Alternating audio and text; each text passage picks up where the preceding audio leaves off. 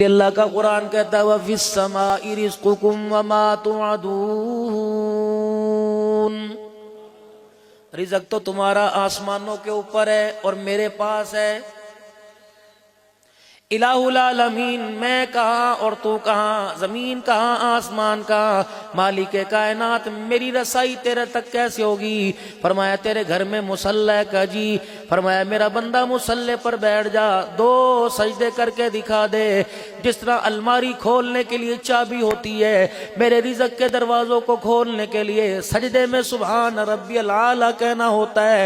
جتنا سجدے کی گہرائی میں ڈوبتا جائے گا اتنا میرے رزق کا دروازہ تیرے پہ کھلتا جائے گا۔ اور سنو، اس وقت میرے پیارو دو عالمی مسئلوں میں عالمی نبی کی عالمی امت، سب سے بڑی امت، سب سے بڑے نبی، اور سب سے بڑے دو مسئلوں میں پریشان ہیں۔ زمین نے بیچ کے دیکھ لی، مسئلہ حل نہ ہوا، مکان دکان بیچ کے دیکھ لیا، مسئلہ حل نہ ہوا، یاروں سے ادھار لے کے دیکھ لیا، مسئلہ حل نہ ہوا، ماں کی چوڑیاں بیچ دی، مسئلہ حل نہ ہوا، سسرال کی طرف سے جو بیوی کو زیور چڑھا تھا سارا داؤ پہ لگایا، مسئلہ حل نہ ہوا، شریفوں سے شراکت کی، شریفوں سے کاروبار کیا، مسئلہ حل نہ ہوا۔ دو عالمی مسئلے بڑے، ایک رزق کا مسئلہ، ایک امن کا مسئلہ۔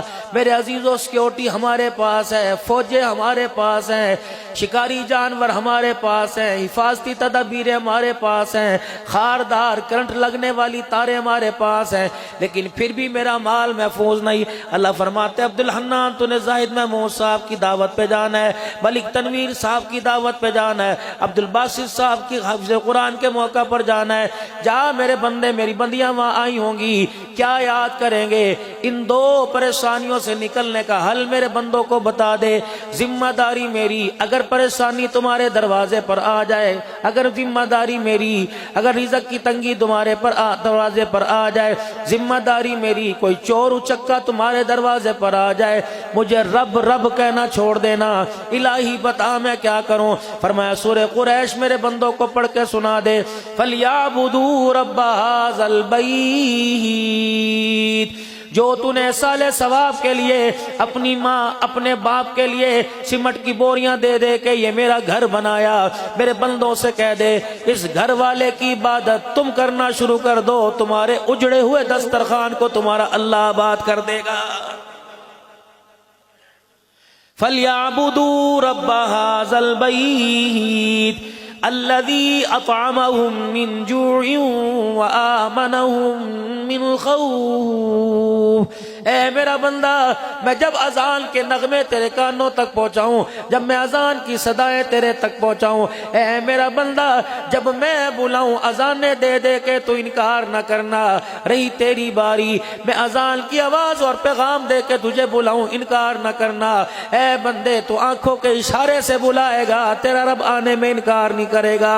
جب میں بلاؤں تجھے پاک ماحول میں بلاؤں گا، گرمی میں ٹھنڈے پانی کا، سردی میں گرم پانی کا، کلینوں کا انتظام ہوگا، ہیٹر کا انتظام ہوگا، اے سی کی ٹھنڈی ہواؤں کا انتظام ہوگا، فرشتوں کے ماحول کا انتظام ہوگا، تیری سہولتوں کا انتظام ہوگا۔ اے میرا بندہ جب ایسے پاک برکت گھر میں جب میں تجھے بلاؤں انکار نہ کیا کر، تو مجھے اللہ اکبر پہاڑوں پہ بلائے گا نہ انکار نہیں کروں گا، ہسپتالوں پہ بلائے گا انکار نہیں کروں گا۔ اے میرا بندہ تو مکان میں کچے پکے میں بلائے گا، میں انکار نہیں کروں گا، تو چھاپڑی دکھا کے بلائے گا، انکار نہیں کروں گا، تو ریڑی لگا کے بلائے گا، میں انکار نہیں کروں گا۔ اگر بندے تجھے میرے وعدے پر بھروسہ، تو آج اجتماع کے اندر وعدہ کر لے، تم میرے گھر میں آنا چھوڑنا، میں قیامت کی صبح تک تجھے کبھی پریشان نہیں کروں گا۔ یہ اللہ کا وعدہ ہے بھائی بندوں کے ساتھ۔